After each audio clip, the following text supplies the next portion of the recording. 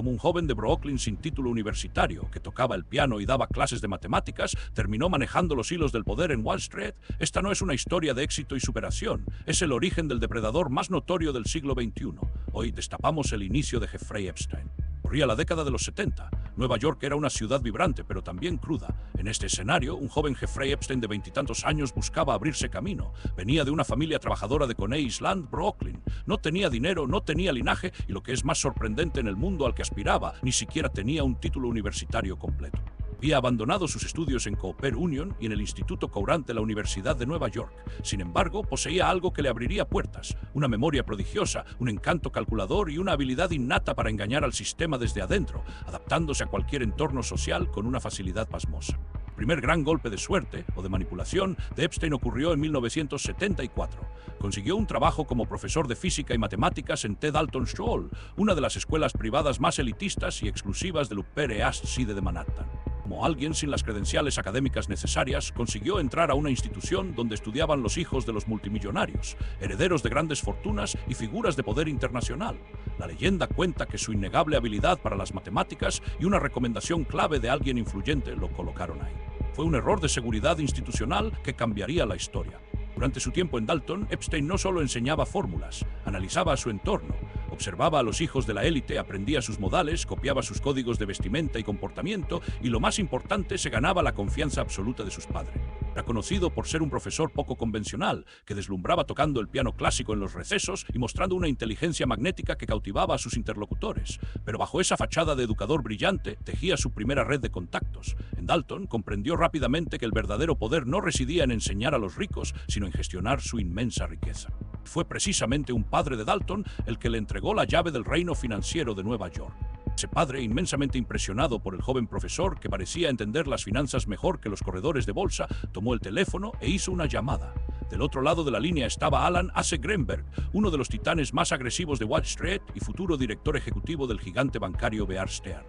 Greenberg tenía una filosofía de contratación muy particular y despiadada. No buscaba necesariamente graduados con honores de Harvard o Yale. Buscaba lo que él llamaba PSDS, personas poor, smart and wit adept, desire to get rich, pobres, inteligentes y con un profundo deseo de hacerse rico. Epstein, el chico de Brooklyn con hambre de poder, encajaba perfectamente en el perfil que Greenberg adoraba. En 1976, Epstein dejó las aulas de Dalton y entró al feroz piso de operaciones de Bear Stearns como asistente de piso. Era un ambiente brutal, caótico y machista, donde solo sobrevivían los más astutos, los que no tenían escrúpulos, y Epstein demostró ser uno de ellos. A pesar de su total falta de experiencia formal en finanzas corporativas, su mente matemática le permitió comprender rápidamente los mercados derivados y específicamente el mercado de opciones. Las opciones financieras eran instrumentos complejos, altamente matemáticos y abstractos, donde se apostaba sobre el futuro valor de los activos. Epstein, con su frialdad calculadora y su memoria fotográfica, dominó este juego a la perfección, generando millones para la firma en tiempo récord. Su ascenso en Bear Stearns fue absolutamente meteórico. En solo 4 años pasó de ser un simple asistente de bajo nivel a convertirse en socio igualitario de la firma. Un logro asombroso y casi sin precedentes, impulsado por su capacidad para encontrar lagunas fiscales legales y estructurar tratos financieros opacos que beneficiaban enormemente a los clientes corporativos más acaudalados del banco. Greenberg vio en él a un protegido estrella, a un operador brillante que no hacía preguntas incómodas y que siempre entregaba resultados masivos. Pero con el dinero y el poder dentro del banco, también llegó una arrogancia desmedida que definiría el resto de su vida. Durante este frenético periodo de finales de los 70, Epstein comenzó a pulir la imagen pública que mantendría durante las siguientes décadas. Dejó atrás definitivamente al chico de clase media de Brooklyn y se transformó en un financiero sofisticado y elitista. Empezó a vestirse exclusivamente con trajes a medida europeos, a frecuentar los restaurantes y clubes privados más exclusivos de Manhattan y, de manera crucial, a coleccionar secretos. Entendió tempranamente que en los altos niveles de Wall Street, la información confidencial era una moneda de cambio mucho más valiosa que el dólar. Si conocías los secretos financieros y personales de un hombre poderoso, lo controlabas. Esta mentalidad rapaz fue la semilla venenosa de sus futuras operaciones de chantaje a escala global. Sin embargo, la estrella brillante de Epstein en Bear Stearns se apagó tan rápido como se había encendido. En 1981, Epstein abandonó abruptamente la firma financiera. Las razones de su precipitada salida han estado envueltas en un denso manto de misterio durante décadas. Unas fuentes internas de la época hablaron en susurros sobre una violación flagrante de las reglas de cumplimiento de la compañía, un posible fraude de valores o un manejo indebido de fondos de clientes. Oficialmente, fue catalogada como una separación discreta. Bear Stearns nunca hizo público el verdadero motivo, prefiriendo barrer el escandaloso asunto bajo la alfombra, una práctica increíblemente común en la era del secreto bancario y la desregulación de los años 80. Lejos de ser el fin humillante de su carrera, esta salida enigmática fue, en realidad, el verdadero inicio de su imperio independiente en las sombras. Epstein se dio cuenta de que no necesitaba estar bajo el paraguas restrictivo de un gran banco tradicional para acceder a la verdadera riqueza global. Podía ser su propio jefe y dictar sus propias reglas. Fue así que fundó J. Epstein & Company, su propia firma privada de consultoría y gestión financiera.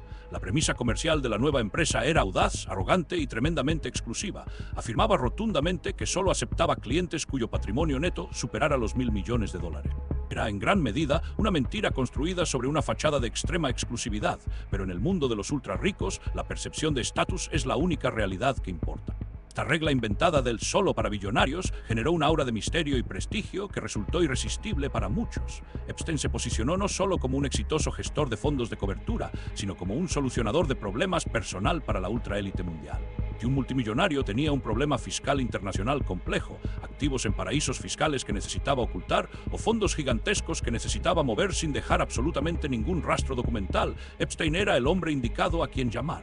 Vendía discreción absoluta y amoralidad financiera. Operaba completamente desde las sombras, sin página web, sin publicidad, sin placas en la puerta, confiando únicamente en las recomendaciones confidenciales de boca en boca en los salones más exclusivos de Nueva York, Londres y Palm Beach. En este punto crítico de inflexión a mediados de la década de los 80, Epstein ya no era el profesor sustituto sin título universitario. Era un tiburón financiero despiadado que había aprendido a cazar en las aguas más profundas y oscuras de la economía mundial. Había dominado por completo el arte sociopático de hacerse indispensable para personas con más dinero del que podían gastar en 10 vidas enteras.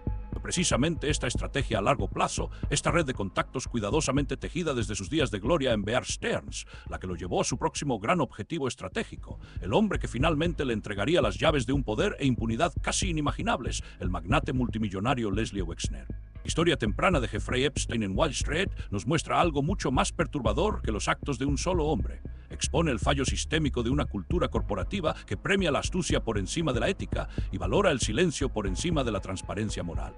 El sistema financiero estadounidense le dio las herramientas matemáticas, el capital inicial y los contactos de alto nivel. Le enseñó la lección más peligrosa de todas, que con el suficiente dinero e influencia, las reglas de la sociedad simplemente no aplican.